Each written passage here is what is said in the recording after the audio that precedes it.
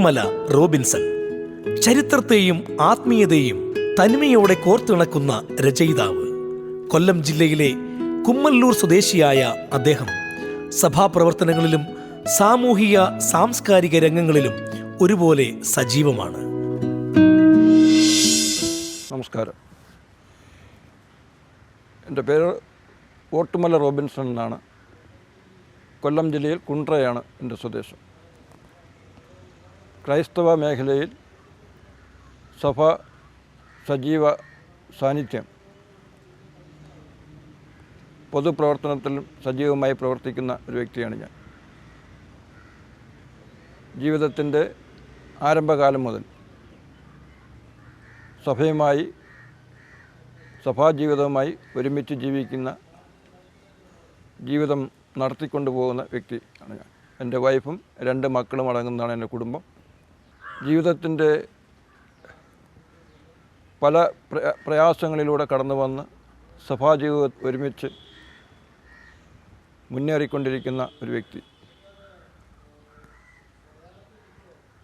വളരെ ചെറുപ്പം മുതൽ, യുവജന കാലഘട്ടം മുതൽ എഴുത്തുമായി ഉള്ള ഒരു പ്രത്യേകത എനിക്കുണ്ടായിരുന്നു. CSC ദക്ഷിണ കേരള മഹായിടവകയിൽ യുവനിലയം എന്ന ഒരു മാസികയുടെ ബൈബിൾ ക്വിസ് സ്ഥിരമായി കൈകാര്യം ചെയ്യുന്ന വ്യക്തി ഞാനായിരുന്നു. തുടർന്ന് സഭാ മാസികയിൽ നിരന്തരമായി ലേഖനങ്ങളിലൂടെ എഴുത്തിൽ ഞാൻ മുന്നേറിക്കൊണ്ടിരുന്നു. പല ആലയങ്ങളിലും ഞായറാഴ്ച ദിവസങ്ങളിൽ പ്രസംഗിക്കുവാനും മറ്റുമായി പോകും. അത്തരത്തിലൊരു പ്രസംഗ മധ്യത്തിലുണ്ടായ ഒരു വിഷയമാണ് കോരകപുത്രന്മാരുടെ സങ്കീർത്തനങ്ങൾ എന്ന ഒരു പുസ്തകം രചിക്കുവാനിടയായി തീർന്നത്. കോരകപുത്രന്മാരെക്കുറിച്ച് പ്രസംഗിച്ചപ്പോൾ ആ സഭയിൽ നിന്നുണ്ടായ ചില നിർദ്ദേശങ്ങൾ, കമൻറ്റുകൾ, അഭിപ്രായങ്ങൾ ഒക്കെ കോരകപുത്രന്മാരുടെ സങ്കീർത്തനങ്ങൾ എന്ന ഒരു ആർട്ടിക്കിളിലേക്ക് എന്നെ വഴിതെളിച്ചു. എങ്കിൽ ആ ഒരു ആർട്ടിക്കിൾ എഴുതാൻ വേണ്ടി ഞാൻ ബൈബിളുമായി ബന്ധപ്പെട്ട ഒരുപാട് കാര്യങ്ങൾ പഠന വിഷയമാക്കിയപ്പോൾ ഒരു ചെറിയ ആർട്ടിക്കിൾ ഒതുങ്ങുന്നതല്ല കോരകപുത്രന്മാരെക്കുറിച്ചുള്ള ജീവിതം എന്ന് എനിക്ക് മനസ്സിലാക്കുവാനിടയായി. അതുകൊണ്ട് അതൊരു പുസ്തകമായി രൂപപ്പെടുത്താൻ ഞാൻ തയ്യാറായി വന്നു. അതിലേക്ക് ബൈബിൾ പഠന ബൈബിളും വേദപുസ്തക ഭാഷ്യങ്ങളും ചില വ്യാഖ്യാനങ്ങളൊക്കെ പഠന വിഷയമാക്കിയപ്പോൾ കോരകപുത്രന്മാരുടെ ജീവിതം ഓരോ മനുഷ്യൻ്റെയും ജീവിതവുമായി ബന്ധപ്പെട്ടിട്ടുള്ളതാണ് എന്ന് മനസ്സിലാക്കാൻ കഴിഞ്ഞു. സാധാരണ സങ്കീർത്തനങ്ങൾ പഠിക്കുമ്പോൾ ആത്മീയതയുടെ ഒരു നിറകുടമാണ് സങ്കീർത്തനങ്ങൾ. ഒരു മനുഷ്യ ജീവിതത്തിൻ്റെ എല്ലാ ഭാവങ്ങളും സങ്കീർത്തന പുസ്തകങ്ങളിൽ അടങ്ങിയിരിക്കുന്നു. സന്തോഷവും വിശ്വാസവും ദുഃഖവും നിരാശയും കോപവും ശാപവും മറ്റ് വിവിധ വശങ്ങളുള്ള ജീവിത അവസ്ഥകൾ സങ്കീർത്തനങ്ങളിലൂടെ കടന്നു പോകുന്നുണ്ട്.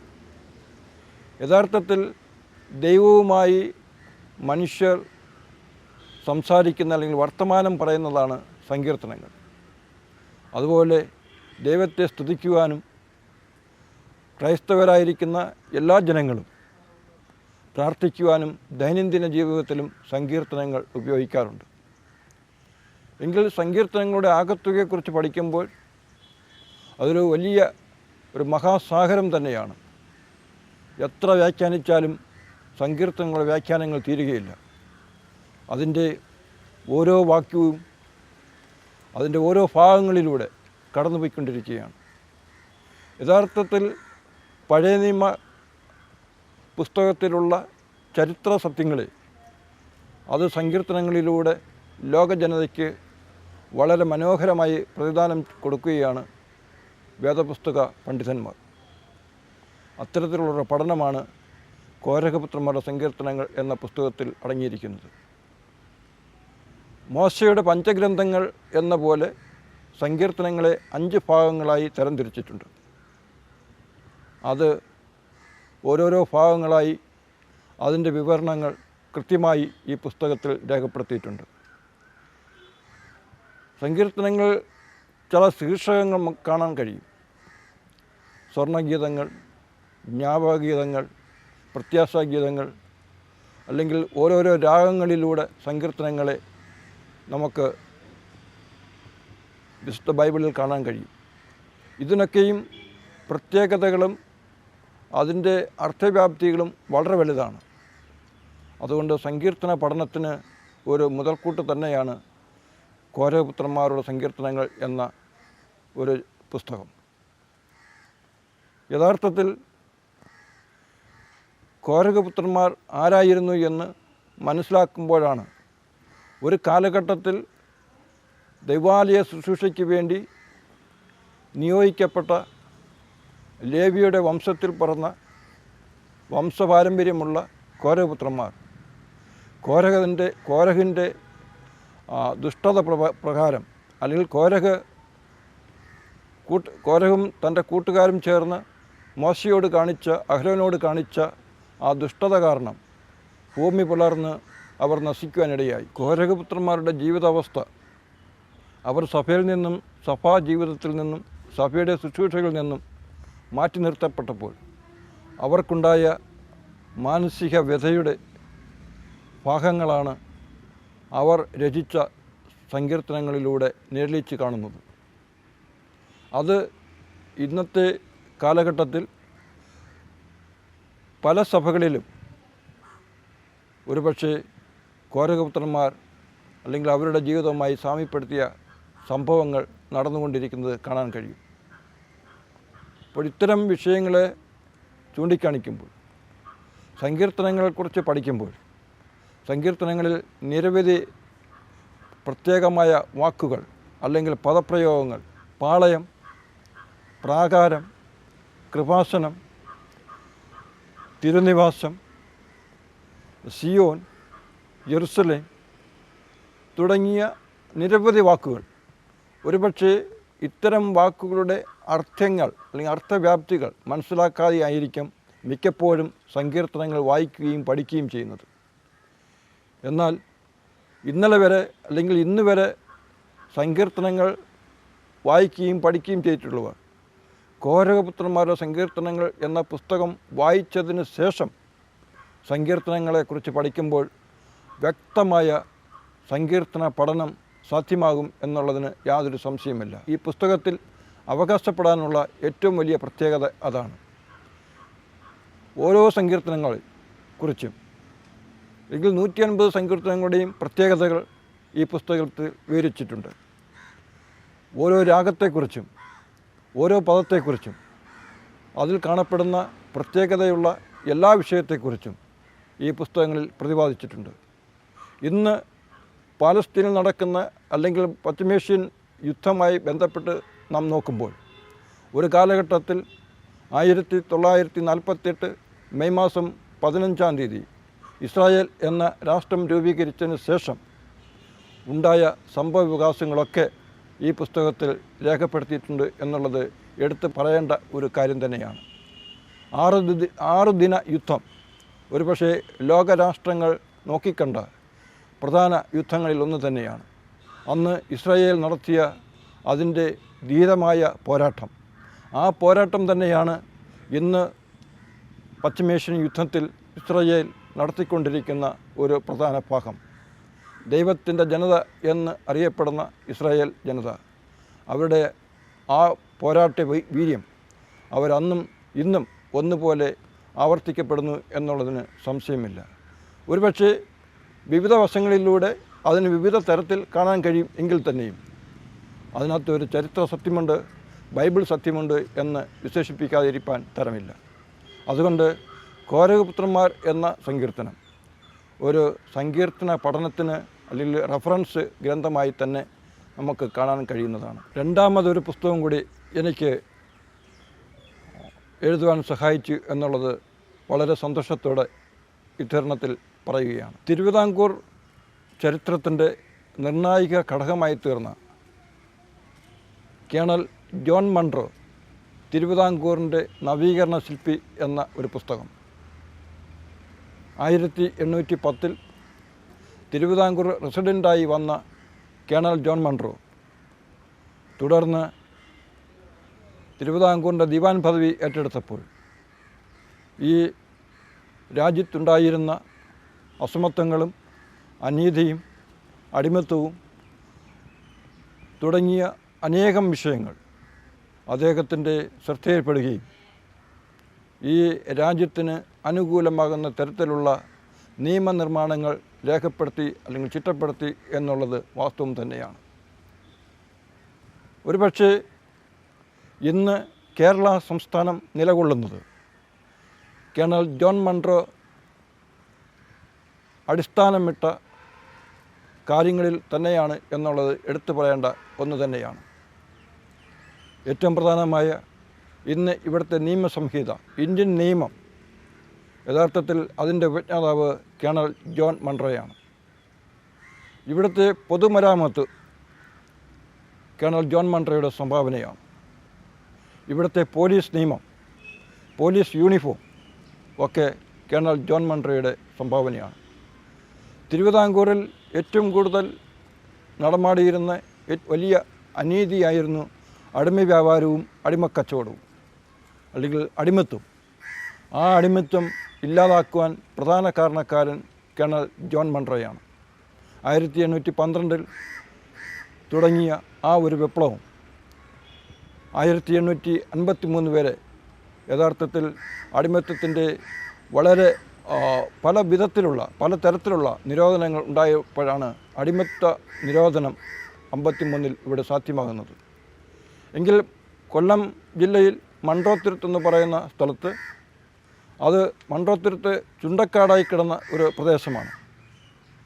ആ പ്രദേശത്ത് കേണൽ ജോൺ മൺട്രോ വരികയും ആ സ്ഥലം ഏറ്റെടുത്തുകൊണ്ട് അവിടെ അടിമത്ത നിരോധനം വന്നപ്പോൾ 100ഓളം കുടുംബങ്ങളെ കൊണ്ടുവന്ന് താമസിപ്പിക്കുകയും ചെയ്തു. അതിനുശേഷം അദ്ദേഹം നടത്തിയ കാതലായ അനേകം പ്രവർത്തനങ്ങളുണ്ട്. അതിലൊന്നാണ് കേരളത്തിലെ അല്ലെങ്കിൽ തിരുവിതാംകൂറിലെ വിദ്യാഭ്യാസത്തിൻ്റെ പ്രവർത്തനങ്ങൾ. തിരുവിതാംകൂറിൽ ഉണ്ടായിരുന്ന കേണൽ കോളിൻ മെക്കോള ഇംഗ്ലീഷ് വിദ്യാഭ്യാസം തുടങ്ങി എന്ന് ചരിത്രങ്ങളിൽ പറയുന്നുണ്ടെങ്കിലും അത് തെറ്റായ ഒരു കാര്യം തന്നെയാണെന്ന് ഈ പുസ്തകം തെളിയിപ്പിക്കുകയാണ്. കാരണം കേണൽ മെക്കോളയ്ക്ക് ശേഷം വന്ന കേണൽ ജോൺ മൺട്രോയാണ് തിരുവിതാംകൂറിൽ ഇംഗ്ലീഷ് വിദ്യാഭ്യാസത്തിന് അടിത്തറയിട്ടത്. ഇവിടെ 1806 തിരുവിതാംകൂറിൽ LMS മിഷണറിയായ റിങ്കിൾ ടോബി വന്നു എങ്കിലും അന്നത്തെ ഇവിടുത്തെ ദിവാൻ വേലുത്തമ്പി ദളവ റിങ്കിൾ ടോബിക്ക് പ്രവർത്തിക്കുവാൻ അനുവാദം നൽകിയില്ല എന്നുള്ളത് ചരിത്ര സത്യമാണ്. എങ്കിൽ തിരുവിതാംകൂറിൽ വന്ന് സഞ്ചരിച്ചു പോകാനുള്ള ഒരു സഞ്ചാര സ്വാതന്ത്ര്യം മാത്രമേ നൽകിയിരുന്നുള്ളൂ.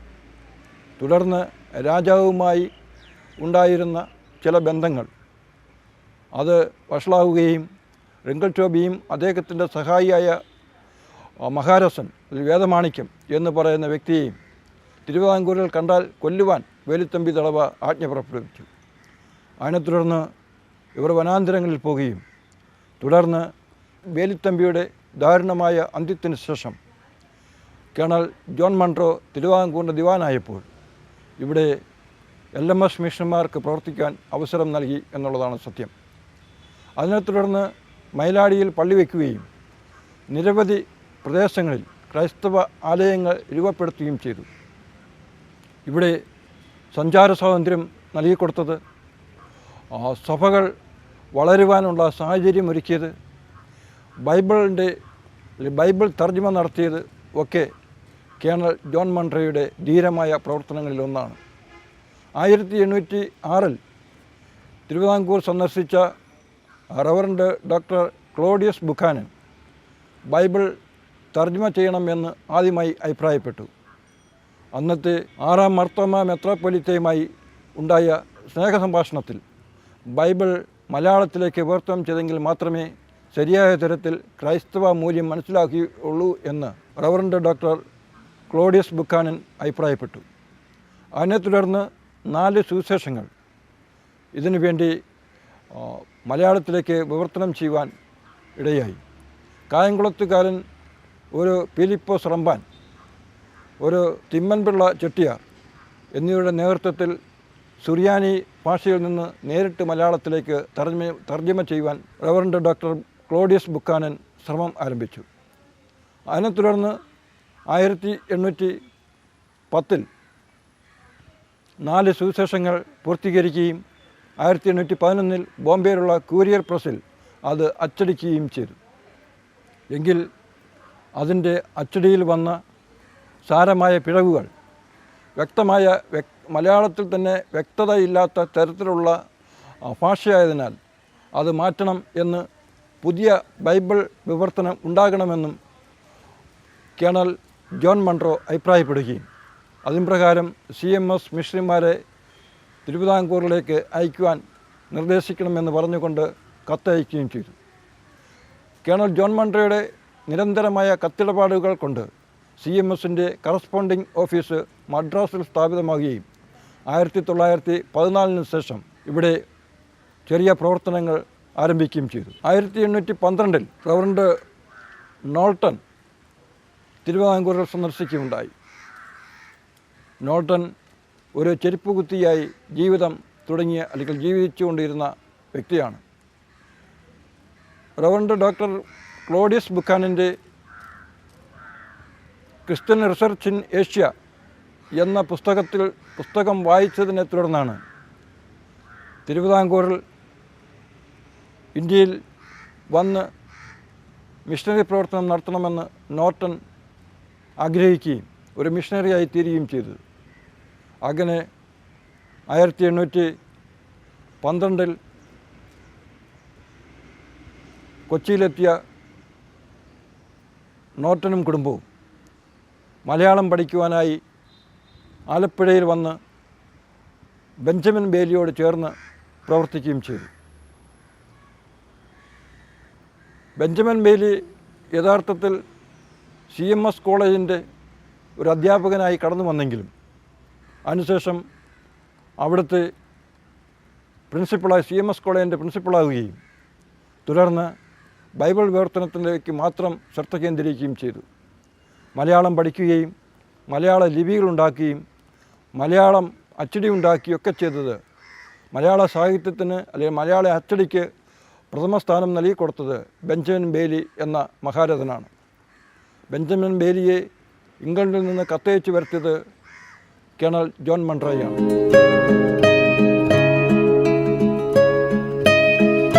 ജീവിതത്തിൻ്റെ വിവിധ വശങ്ങളെക്കുറിച്ച് പഠിക്കുവാൻ പുസ്തകരചന എന്നെ സഹായകരമാക്കി എന്നുള്ളത് സത്യമാണ്. അപ്പോൾ അതിന് അടിസ്ഥാനം എന്ന് പറയുന്നത് ബാല്യകാലം മുതൽ അല്ലെങ്കിൽ ഒരു ഇടത്തരം കുടുംബത്തിൽ ജനിച്ചു വളർന്ന എനിക്ക് ബാല്യകാലം മുതൽ തന്നെ സഭയുടെ വിവിധ പ്രവർത്തനങ്ങളിൽ സജീവമാകാൻ ഇടയായി. സൺഡേ സ്കൂൾ പ്രസ്ഥാനത്തിലൂടെ, യുവജന സഖ്യ പ്രസ്ഥാനത്തിലൂടെ, അനേകം സഭാ ജീവിതവുമായി ബന്ധപ്പെട്ട് സഭയിലുള്ള കാര്യമായ പ്രവർത്തനങ്ങളിലൂടെ ജീവിതത്തിൻ്റെ ഏറിയ പങ്കും ഇതുവരെയും അത്തരത്തിൽ ജീവിക്കാൻ കഴിഞ്ഞു എന്നുള്ളത് മനോഹാരിത ഉള്ളത് തന്നെയാണ്. കൃത്യമായി ബൈബിൾ വായിക്കുകയും പഠിക്കുകയും പ്രാർത്ഥിക്കുകയും ജീവിതത്തിൽ മറ്റ് യാതൊരു വിധത്തിലുള്ള അശുദ്ധിയും വരുത്താതെ വിശ്വാസ ജീവിതത്തിൽ അടിയുറച്ചു നിന്നതുകൊണ്ടാണ് ഇത്തരത്തിലുള്ള ഒരു ജീവിത വിജയം ഉണ്ടാവാൻ ഇടയായത്. അതുകൊണ്ട് ഇന്ന് നിരവധി പുസ്തകങ്ങൾ രചിക്കുവാനുള്ള കണ്ടൻറ്റുകൾ ഉണ്ട്. നിരവധി ക്രൈസ്തവ ലേഖനങ്ങൾ പ്രസിദ്ധീകരിക്കുകയുണ്ടായിട്ടുണ്ട്. നിരവധി സഭകളിൽ പ്രസംഗിക്കുവാനും നിരവധി സഭകളിൽ ക്ലാസ്സുകൾ കൈകാര്യം ചെയ്യാനൊക്കെ ഇടയായിട്ടുണ്ട് എന്നുള്ളത് സത്യമായ കാര്യം തന്നെയാണ്. അത് എൻ്റെ വിശ്വാസത്തിലും കുടുംബജീവിതത്തിലും വളരെയധികം ശോഭിക്കാൻ കഴിഞ്ഞു എന്നുള്ളത് എനിക്ക് സന്തോഷം പകരുന്നതാണ്. ഒരു ചെറിയ കുടുംബമായി ഒന്നുമില്ലായ്മയിൽ നിന്ന് തുടങ്ങിയ എൻ്റെ കുടുംബത്തിൽ 2 മക്കളുണ്ട്. മകൾ MBBS പഠനം കഴിഞ്ഞ് PGക്ക് വേണ്ടിയുള്ള ശ്രമങ്ങൾ അല്ലെങ്കിൽ ഒരു ഹോസ്പിറ്റൽ ഡോക്ടറായി വർക്ക് ചെയ്യുന്നു. അതിനിടെ ഒരു മകനുണ്ട്. മകൻ ഫിസിക്സ് വിഷയത്തിൽ PhD എടുത്ത് അവസാന സെമസ്റ്ററിലേക്ക് പ്രവേശിച്ചിരിക്കുകയാണ്. എൻ്റെ വൈഫ് പ്രാർത്ഥനയുള്ള സന്തോഷമുള്ള തരത്തിൽ സഭാജീവിതം നയിക്കുന്നവരാണ്. സഭയുടെ വിവിധ തരത്തിലുള്ള പ്രവർത്തനങ്ങൾ, അത് സൺഡേ സ്കൂളായാലും യുവജന സഖ്യമായാലും സ്ത്രീജന സഖ്യമായാലും പ്രാർത്ഥനാ കൂട്ടായ്മകളായാലും മറ്റ് വിവിധ മേഖലകളിൽ സജീവമായി പ്രവർത്തിക്കുന്നത് കൊണ്ട് ജീവിതത്തിൻ്റെ വലിയ അലച്ചിലുകൾ ഒരുപക്ഷെ അത് എല്ലാം ദൈവഹിതമാണെന്ന് മനസ്സിലാക്കിക്കൊണ്ട് ദൈവത്തിൽ ആശ്രയിച്ചുകൊണ്ട് ജീവിക്കുന്ന വ്യക്തി തന്നെയാണ് ഞാൻ. കുടുംബവും അത് സഭാജീവിതത്തിൻ്റെ ഏറ്റവും മനോഹാരിതയാണ്. ദൈവത്തിൽ അടിയുറച്ച് വിശ്വസിക്കുകയും എല്ലാം ദൈവിക പദ്ധതിയാണെന്നുള്ള പരിപൂർണമായ വിശ്വാസവും ബോധ്യമുള്ളതുകൊണ്ട് അണുകിട ദൈവത്തിൽ നിന്ന് വ്യതിചലിക്കാതെ ദൈവവിശ്വാസത്തോട് ജീവിതം നയിച്ചു കൊണ്ടുപോകുന്നു എന്നുള്ളതാണ് വാസ്തവം. അതെൻ്റെ ജീവിതത്തിൻ്റെ ഇനിയുള്ള കാലത്തിലും ജീവിതാവസാനം വരെയും അത്തരത്തിലായിരിക്കണം എന്നുള്ള ഒരു പ്രത്യാശ മാത്രമാണ് എനിക്ക് ഇപ്പോൾ നിലവിലുള്ളത്.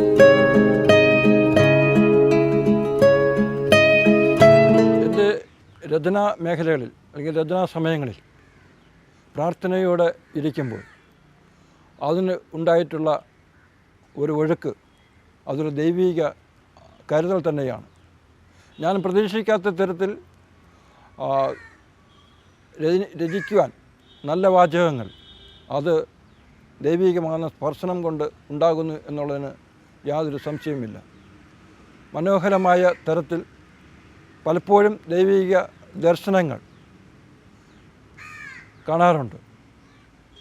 എൻ്റെ ദർശനങ്ങൾ സഭയുമായി ബന്ധപ്പെട്ട അനവധി ദർശനങ്ങൾ ആ ദൈവിക സ്പർശത്തിൽ കാണുമ്പോൾ അതൊക്കെ സംഭവിച്ചിട്ടുണ്ട് എന്നുള്ളതിന് യാതൊരു സംശയവുമില്ല. ഇപ്പോൾ ഒരു ദിവസം കണ്ട ഒരു സ്വപ്നം ഒരു പുതിയ ആലയ നിർമ്മാണത്തിന് വേണ്ടി ഇറങ്ങിത്തിരിച്ചു. ഇന്ന് അതിൻ്റെ പണി പുരോഗമിച്ചുകൊണ്ടിരിക്കുന്ന ഒരു ആലയത്തിൻ്റെ നിർമ്മാണത്തിൻ്റെ അവസാന ഘട്ടത്തിൽ എത്തി നിൽക്കുകയാണ്.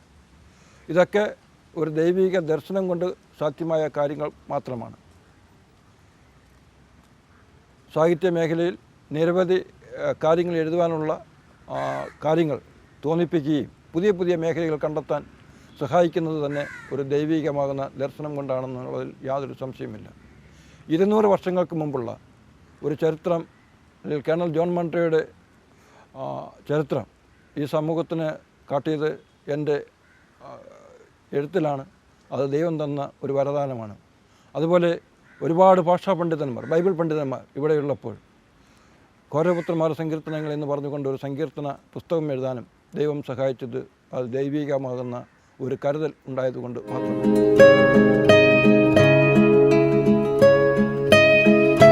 ഇപ്പോൾ ഞാനൊരു വർക്കിലാണ്. ഈ അടുത്ത കാലത്ത് പ്രസിദ്ധീകരിക്കാൻ വേണ്ടി പ്രിൻറ്റിങ് നടന്നുകൊണ്ടിരിക്കുന്നൊരു പുസ്തകമുണ്ട്. കേരളത്തിൻ്റെ അല്ലെങ്കിൽ തിരുവിതാംകൂറിൻ്റെ ആദ്യത്തെ ജനകീയ മന്ത്രിസഭ 1948 രൂപീകരിച്ചപ്പോൾ അന്നത്തെ 3 മന്ത്രിമാരാണ് പട്ടം താണുപിള്ള പ്രധാനമന്ത്രിയും സി കേശവൻ, TM വർഗീസ് എന്ന് പറയുന്ന 3 പേരാണ് അന്നത്തെ മന്ത്രിമാർ. അതിൽ TM വർഗീസിൻ്റെ ജീവചരിത്രം ഇപ്പോൾ പുസ്തകരൂപത്തിലാക്കിയിട്ടുണ്ട്. അത് ഈ ഏപ്രിൽ 22-ാം തീയതി പ്രസിദ്ധീകരിക്കാൻ വേണ്ടിയുള്ള ശ്രമത്തിലാണ്. വളരെ ആധികാരികമായ തിരുവിതാംകൂറിൻ്റെയും കേരളത്തിൻ്റെയും പൊളിറ്റിക്കൽ ഹിസ്റ്ററി പറയുന്ന ഒരു സാമൂഹ്യ പുസ്തകം തന്നെയാണത്. മനോഹരമായി അത് പ്രസിദ്ധീകരിക്കാൻ കഴിയുമെന്നുള്ള വിശ്വാസത്തിലാണ്. തുടർന്ന് സമാഗമന കൂടാരത്തെക്കുറിച്ചുള്ള ഒരു പുസ്തകം രചിച്ചുകൊണ്ടിരിക്കുന്നു. 23-ാം സങ്കീർത്തനത്തെക്കുറിച്ചുള്ള പുസ്തകം പണിപ്പുരയിലാണ്. മറ്റ് നിരവധി പുസ്തകങ്ങളുണ്ട്. ഒരു 6 പുസ്തകങ്ങൾ ഇപ്പോൾ ഞാൻ ഒരുമിച്ച് ചെയ്തുകൊണ്ടിരിക്കുകയാണ്. അടുത്ത വർഷത്തിൽ അല്ലെങ്കിൽ ഈ വർഷം 2026 അവസാനമാകുമ്പോൾ കുറഞ്ഞത് ഒരു 5 പുസ്തകം പ്രസിദ്ധീകരിക്കാൻ കഴിയുമെന്നുള്ള പ്രത്യാശയിലാണ് എൻ്റെ ജീവിതം മുൻപോട്ട് പോകുന്നത്.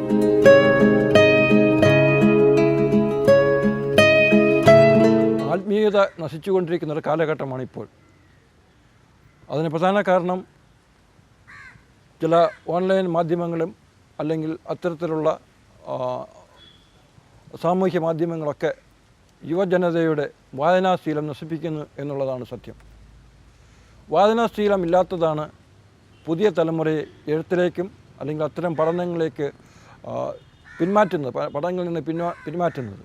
അതുകൊണ്ട് ആത്മീയ തലത്തിൽ പുസ്തകരചനയ്ക്ക് ഏറ്റവും പ്രധാനപ്പെട്ട ഘടകം നിരന്തരമായ ബൈബിൾ പഠനമാണ്. ബൈബിൾ പഠനത്തിൻ്റെ അല്ലെങ്കിൽ ഓരോ വാക്യവും ബൈബിളിൻ്റെ ഉൽപ്പത്തി 1-ാം വാക്യം മുതൽ വെളിപാടിൻ്റെ അവസാന വാക്യം വരെ വായിക്കുമ്പോൾ അത് എൻ്റെ ജീവിതവുമായി ബന്ധപ്പെട്ടാണെന്ന് തോന്നിക്കുന്ന തരത്തിൽ പുതിയ തലമുറയെ, പുതിയ വ്യക്തികളെ എഴുത്തിലേക്കും വിശ്വാസ തലത്തിലേക്കും കൊണ്ടുവരാൻ കഴിയും എന്ന് വിശ്വസിക്കുന്ന ഒരു വ്യക്തിയാണ് ഞാൻ.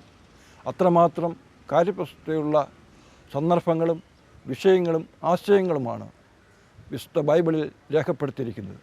എത്ര നിർവചിച്ചാലും ആരെല്ലാം നിർവഹിച്ചാലും അതിൻ്റെ അർത്ഥങ്ങൾക്ക് ഒരിക്കലും കോട്ടം സംഭവിക്കില്ല. വിശ്വാസവീരന്മാരെ ഈ സമൂഹത്തിൽ വളർത്തുന്നത് ബൈബിൾ നിർണായക പങ്ക് വഹിക്കുന്നുണ്ട് എന്നുള്ളത് സത്യം തന്നെയാണ്.